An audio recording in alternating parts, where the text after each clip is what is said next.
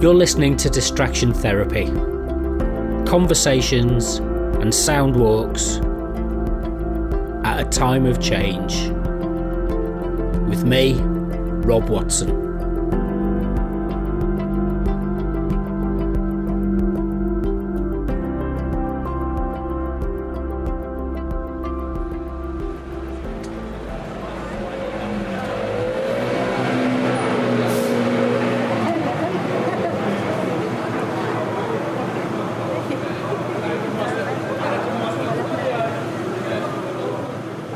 My name is Kajal Nisha Patel.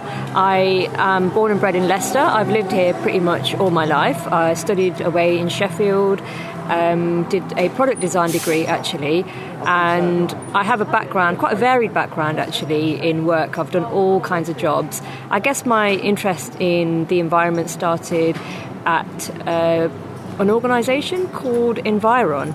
At the time, it was called Environ, and I was in charge of green burials actually, and I used to organise basically eco funerals, which meant that people would be buried in a wooden coffin and they would be buried in a very natural habitat, a woodland, a green area, and they would have a tree planted on top of them when they died. So that's really where my interest in the environment started.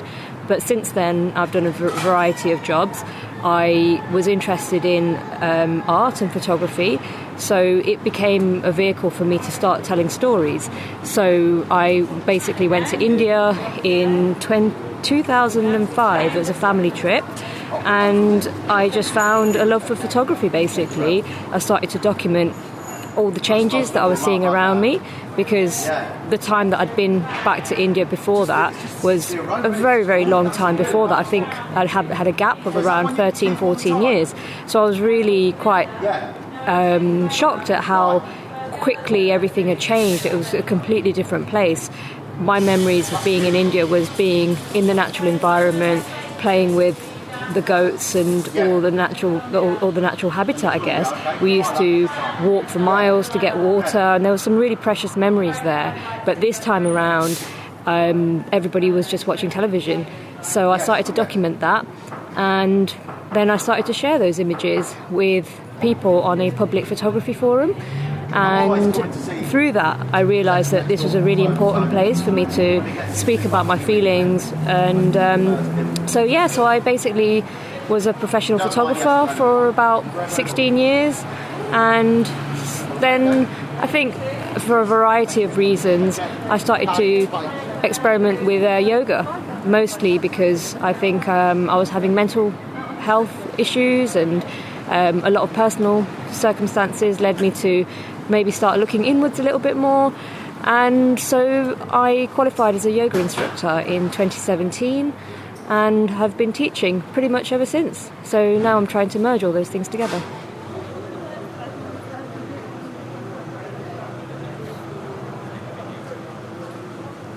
We are sat on Granby Street. We are sitting on Granby Street.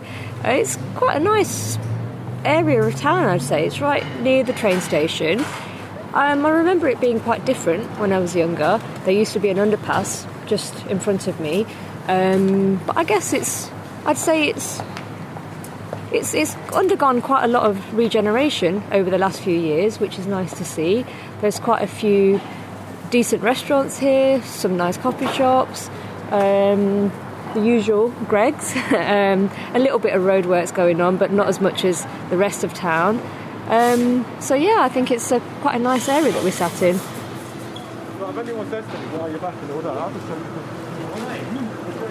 I can hear the traffic on the main road, on London Road. There's a little bit of traffic coming through behind me as well. We've just missed the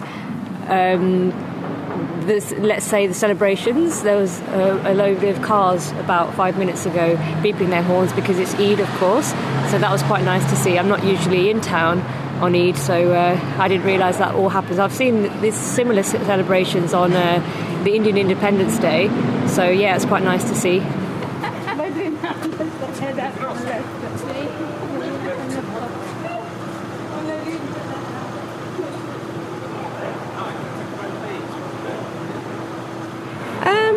Mindfulness is, for me, just about being in the moment.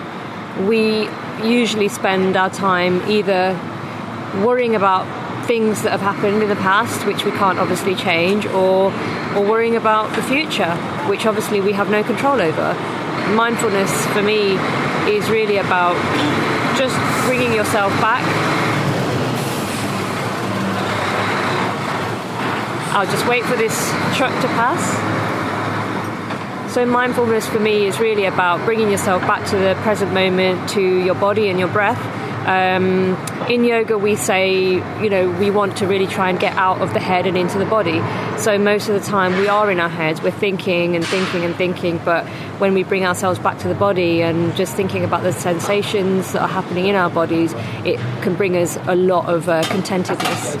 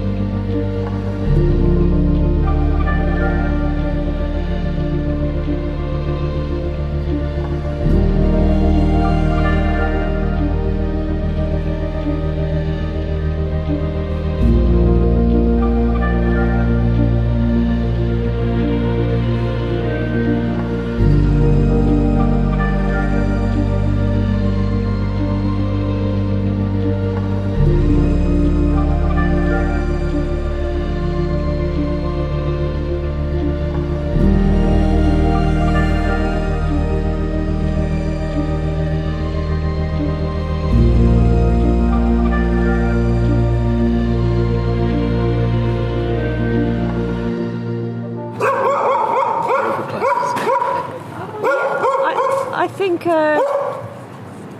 as you can hear, there's lots of noise going on all the time, so it's just not always necessary to find a really quiet space. Sometimes actually we just have to work with what we have and where we are, and if we're waiting for the perfect moment and the perfect situation, it's never really going to happen.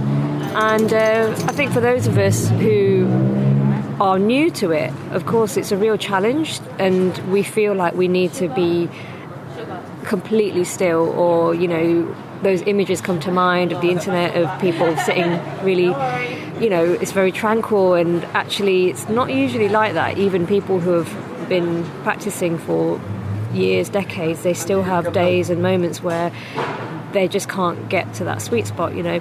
So there are lots of different techniques that we use, and you can have techniques where you use visualizations, where you can meditate on an object, or you can do beads or crystals or things where you're holding something physical, where you can really bring your attention to that thing. We have something called mudras, which is different hand gestures. So the hands relate to different energies. There's 5 predominant energies, which are earth, fire, water, air and ether. So the different mudras in your hands, you hold them in different ways. You can hold them either up or down to either stimulate those particular energies or to decrease those energies. So those different energies are present in the different fingers. So, you know, we teach those things sometimes. But the most common one that I use is the breath. Because again, in our current kind of modern lifestyles, a lot of us are not really breathing properly. When I did my yoga course, you know, I remember our teacher telling us, oh, this is how, you know, we're breathing all wrong. And I'm like, God, you know, can I just do one thing right, you know? But yeah, so we're breathing very shallow a lot of the times. We're breathing from the chest. And what we try to, you know, teach people is how the importance of breathing deeply from the belly and from the abdomen. And that in itself really brings about a state of what we call homeostasis, where we suddenly start to feel very relaxed. Even if we could do it now, we can just do 3 gentle breaths where we just close the eyes, wherever obviously if it's safe to do so. We just sit quietly. You can place your hands on your knees, or you can just place your hands together at your heart center. You can either put your hand on your heart and one on your belly, whatever's most comfortable. Open the shoulders, relax, open the shoulders, open the chest, trying to keep the spine really, really straight. Gently close your eyes, not too tight, nice relaxed breathing. And on the inhale, count in your head just 3, 2, 1, and slowly exhale 3, 2, and 1. And again, slow deep inhalation from the nose. 3, 2, 1, and exhale 3, 2, 1, and last breath. Slow deep inhale all the way into the belly. 3, 2, 1, and last exhale, slow and deep. 3, 2, 1. Keep your eyes closed just for the next 3 to 5 seconds.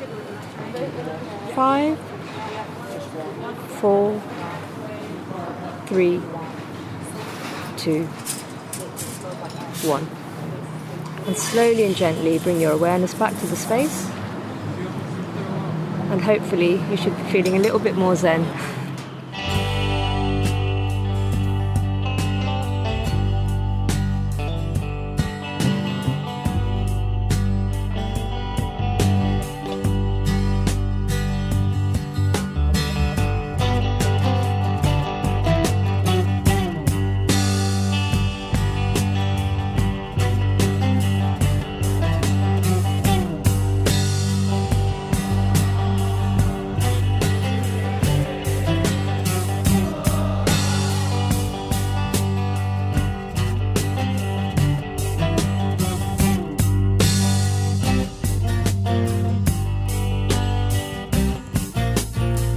You say the hill's too steep to climb. Just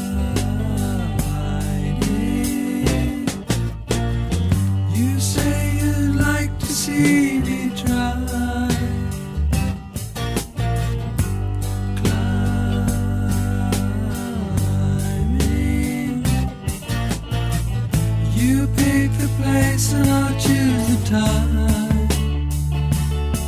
and I'll climb that hill in my own way. Just wait a while for the right day, and as I rise above the tree line and the clouds, I look down, hear the sound of the things you said today.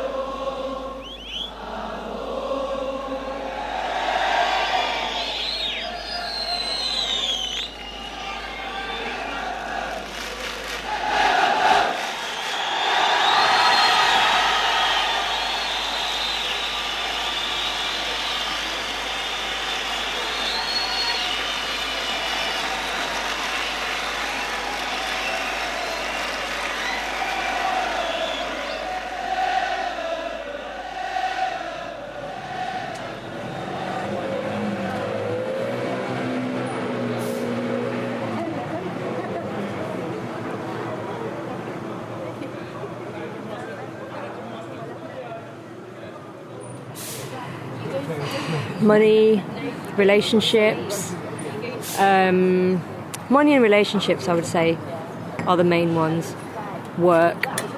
Not really feeling like we're enough. I think that's a big one in our modern capitalist society. Constantly questioning whether or not we are doing everything that we're supposed to be doing. You know, always feeling like we're underachieving, even though most of us are doing way too much. So when you combine those things with the fact that most of us are probably not earning enough money, and that leads to conflict in relationships often, all of those things combined, yeah.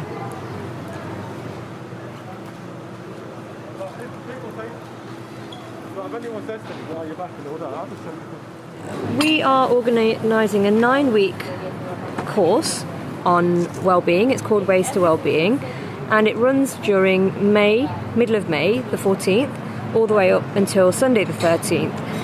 We're having a little break because there's a Riverside Festival is running at the end of May, so we just wanted to give a bit of space for people to, you know, enjoy that if they wanted to.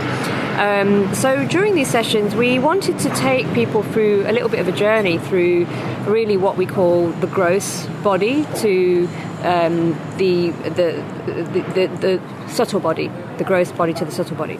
So we're starting off with yoga, and then we're moving on to mental health issues, and we're working with very different practitioners for this as well. So we're working with Lester Quetzal for the mental health session. We're also working with a practitioner who is going to teach us about gut health for physical and mental health. And again, as I said, a lot of us are getting sick because we're not eating the right foods. So she's going to be guiding us through that. We have a session on reflexology for deep sleep. We have a practitioner, one of my teachers from India actually. She's going to be teaching us about something called pranayam, which is breath control. And again, how to, you know, lift yourself up through the breath, or sometimes if we're feeling anxiety, we're breathing too quickly, how breath can be used in many, many different ways to either bring yourself up or calm yourself down. She's based in India, so I'm really excited to actually be bringing her in for this. And again, this is one of the beauties of working remotely. We can do that. So the last session in May is with somebody called Samantha Woods, and she runs a project called Seed of the Forest.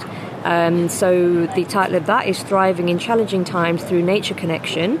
In June, we're moving more into the community. So the May sessions are really around the personal well-being, whereas the June sessions are more now moving outwards and the importance of community for well-being. And so the first session to kick us off is with Durga Ramji, who is the founder of Mindful, one of the co-founders or the founders of Mindful Warriors, and a project called Flow Finder. So she's going to be helping us to find time and give us strategies to increase productivity and to achieve goals as well. Saturday the 12th is with our co-director, Marie Lefebvre, Dr. Marie, and she runs various different things. She works at the Lester Quetzal, and she also is part of Leicester Fixers as well. So she's going to be co-presenting that session with Charlotte Booth, who founded a wonderful project called Waste Not Our Leicestershire and the Community Cupboard Leicestershire as well. So they're going to be talking about community repair and reuse, and to create space and make connections through repair and reuse.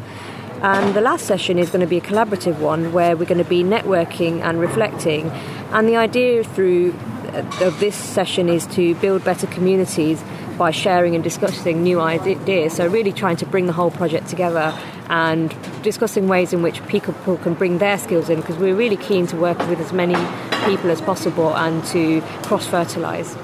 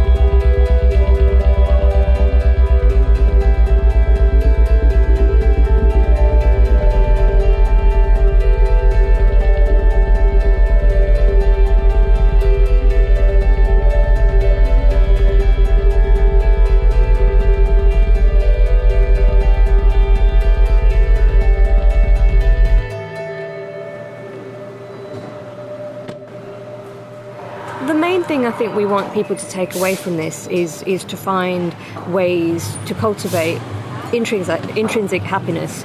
I think one thing perhaps that we've all started to realise through this pandemic is how we have been looking externally for extrinsic happiness.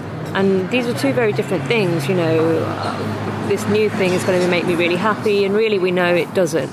And real true happiness comes from looking within and finding those special things within ourselves that really make us feel a deep sense of joy, and contentedness and connection as well. We have to find ourselves before we can find anybody else. So we're really trying to bring that idea home, but also, I guess in a way, it's slightly political as well. All of the sessions around that we're trying to, all the practitioners that we've brought together, we're really trying to bring home this message that well-being doesn't have to cost anything.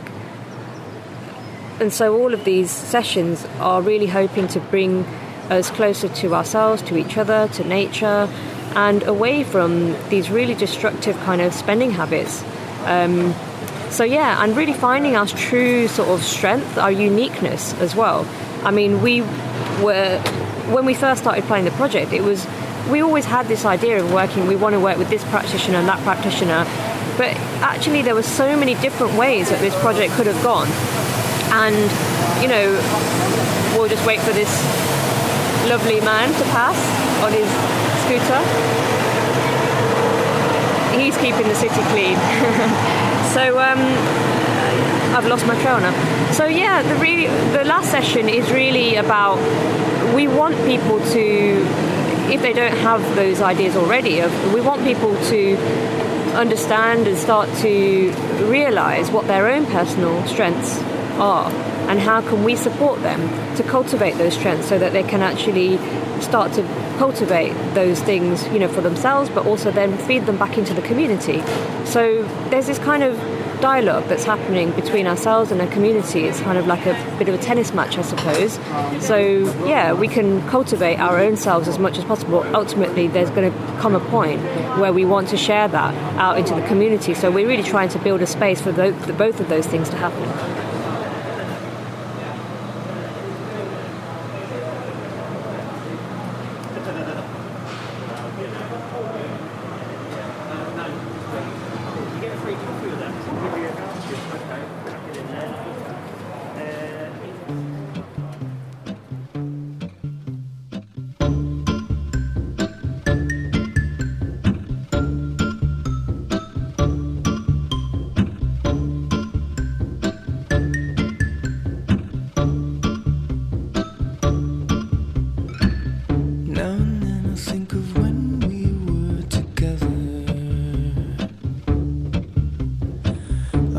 Said you felt so happy you could die.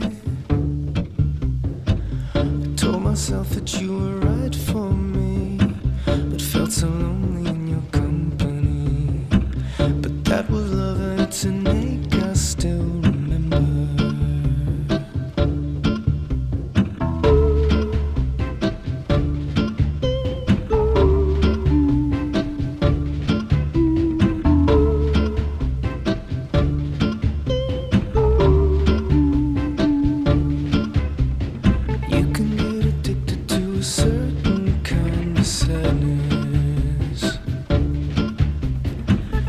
Resignation to the end, always the end.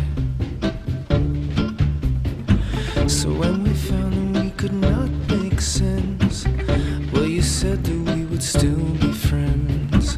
But I'll admit that I was glad it was over.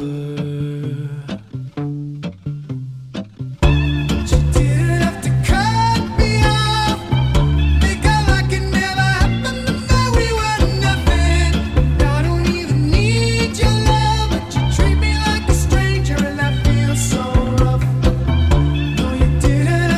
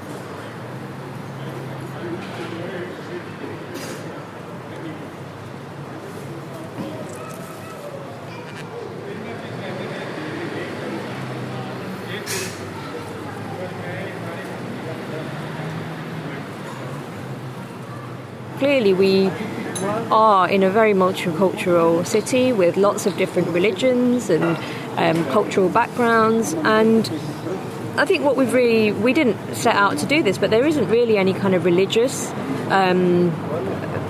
undertone to what we're doing. We've got practitioners from all different parts of the world, and we're really trying to make this a very modern project in a way. You know, how do we actually respond to the needs of our community today beyond kind of any labels that we are often subscribing to? So it's supposed to be a really accessible way for people to access health and well-being and to contribute even in a way that they feel is very culturally or religiously specific. Some of the practitioners are, devout in their religions, and they do teach practices that are very specific to those religions, but somehow we've managed to bring these practitioners together to teach things which relate to the daily lives of everybody. Taken sort of almost like a 5-tiered approach to this, which is mental, physical, emotional, social, and environmental. And through actually we put 5 or 6 spiritual as well. So when we talk about spirituality, I think it's more holistic. It goes beyond any particular religion, and I think that's a really beautiful way for us to look at it, how spirituality, real spirituality, allows us to connect very deeply with our environment, with nature, and how there has to be a very intrinsic connection to what we eat, and really respecting all sentient life. So I don't think anyone from any religion can really argue with that, but really the rounded kind of course, it allows people to access this idea of spirituality or mental or physical, emotional and social health from different perspectives. So again, there are kind of different facets to all of the sessions, I would say. Some of them are really trying to address people's immediate needs of anxiety and stress and maybe the trauma that they're experiencing. And then some of them offer more, perhaps, long-term solutions where a sense of community can really help people to feel a sense of a sense of place and support as well. How can people access activities and communities and people where they can actually really deeply start to understand the meaning of society and the meaning of having support, because not all of us are fortunate to have the support from our families. So it's really important to bring those communities together so people can access them. I've got a feeling deep inside, oh yeah, oh yeah. I've got a feeling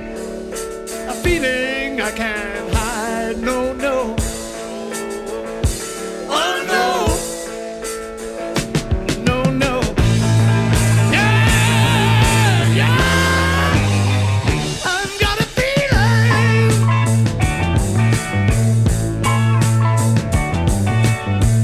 Oh, please believe me, I hate to miss the train. Oh yeah.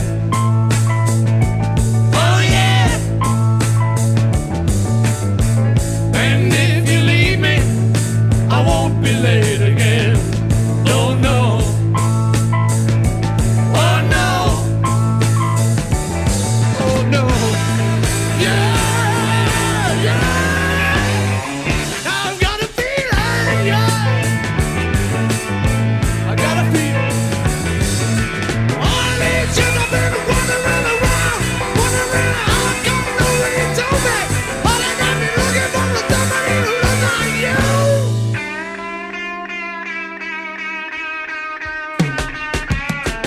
I've got a feeling that keeps me on my toes. Oh yeah. Oh yeah. I've got a feeling, I think that everybody knows. Oh yeah. Oh yeah. Oh yeah. Yeah.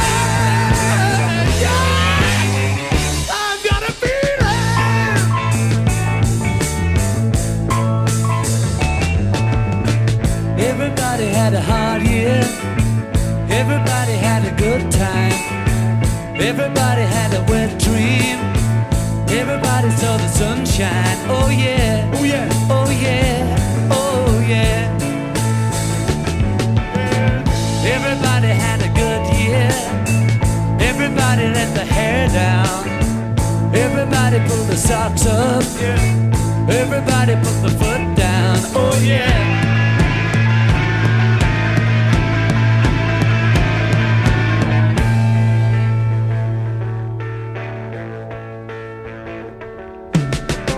Everybody had a hard year. Everybody had a good time. Oh yeah.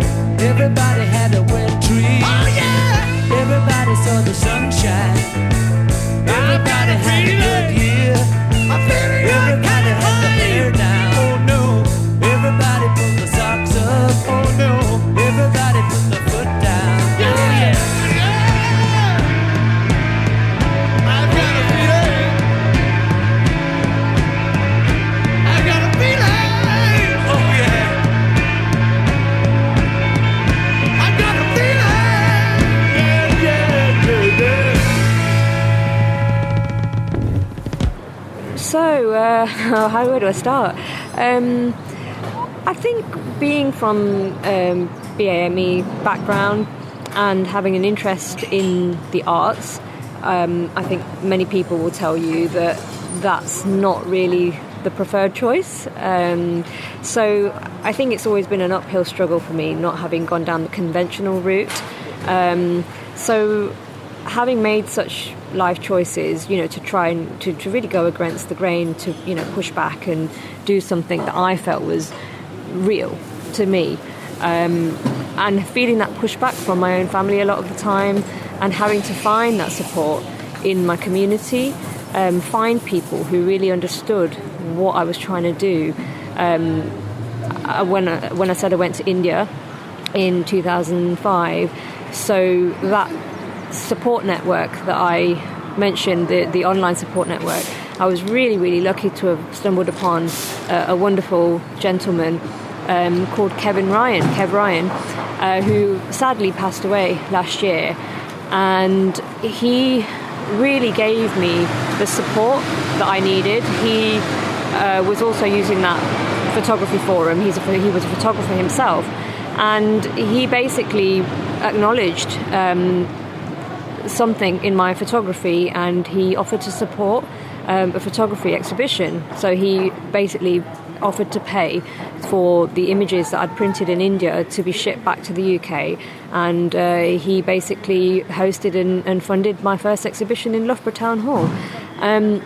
So at that time I had no idea what photography was, what the art sector was all about, and so I think for me that really affirmed the importance of community. And, you know, here he was, this a perfect stranger who had given me this huge kind of leg up, you know.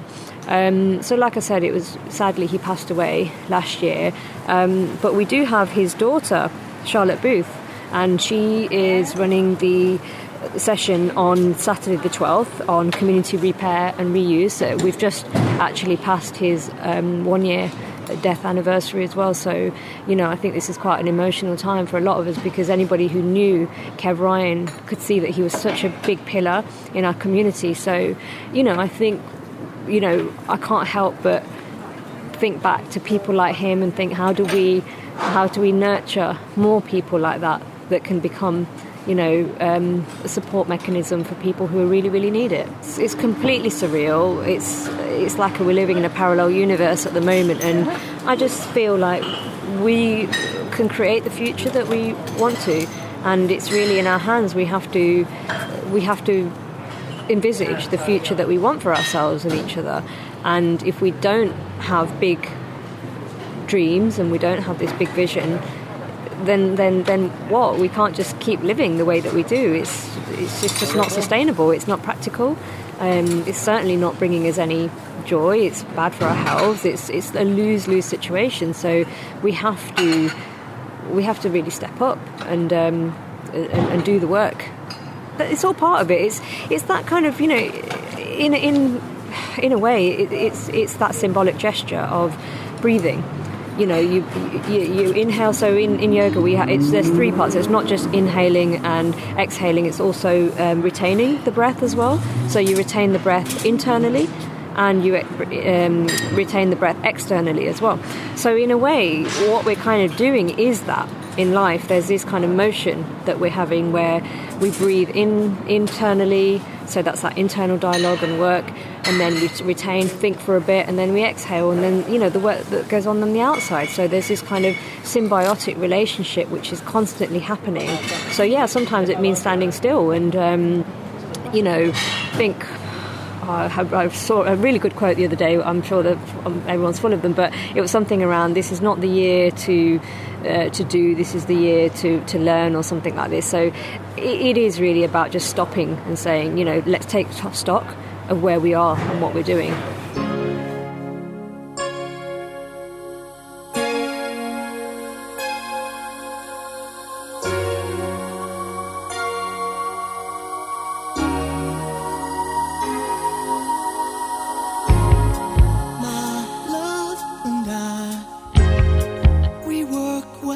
Together, but often we're apart. Absence makes the heart lose weight, yeah. Till love breaks down, love breaks down.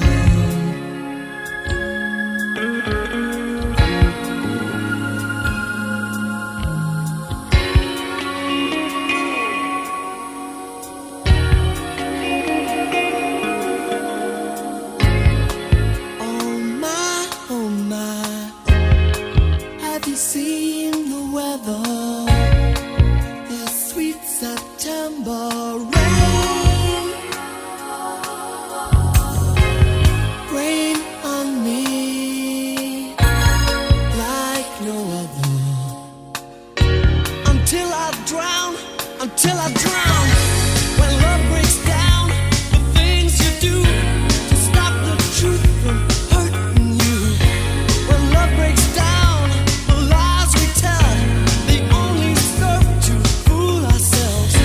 When love breaks down, the things you do to stop the truth from hurting you. When love breaks down, when love breaks down.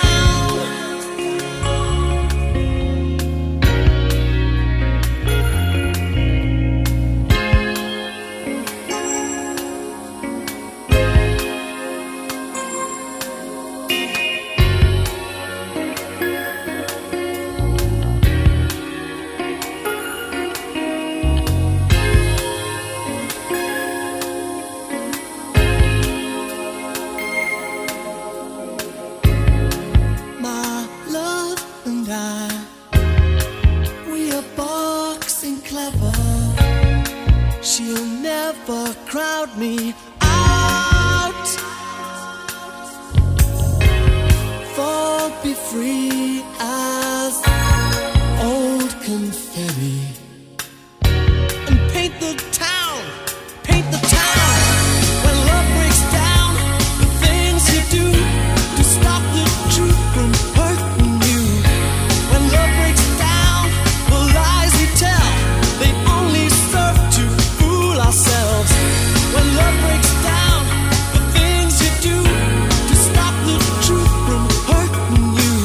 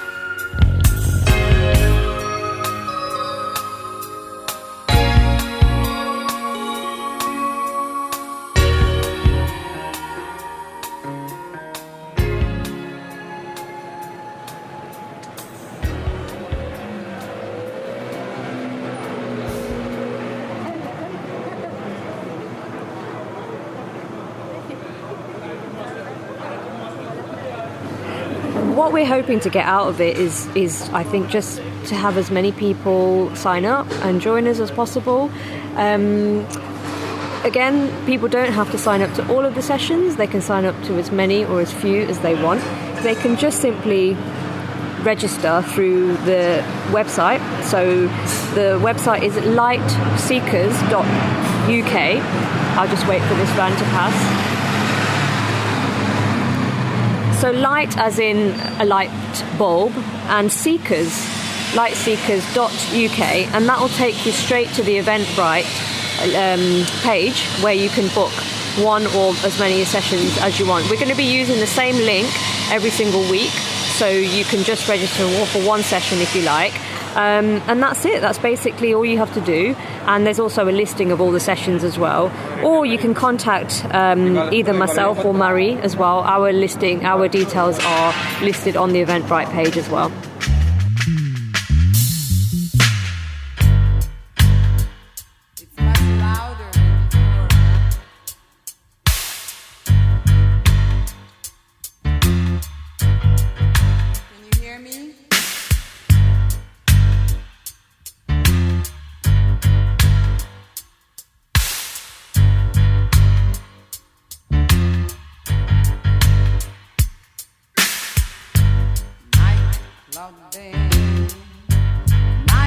Nightclubbing, where what's happening? Nightclubbing, where a nice machine. We see people, brand new people. There's something to see. Where nightclubbing, bright white clubbing. Oh, where's the Nick Wild?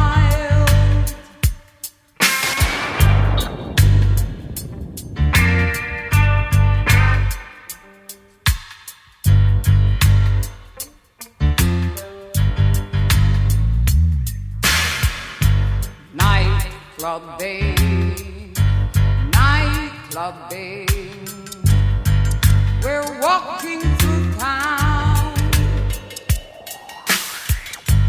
Nightclubbing,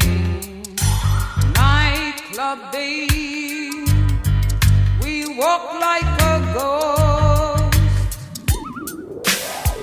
We learn dances, brand new dances, like the nuclear bomb.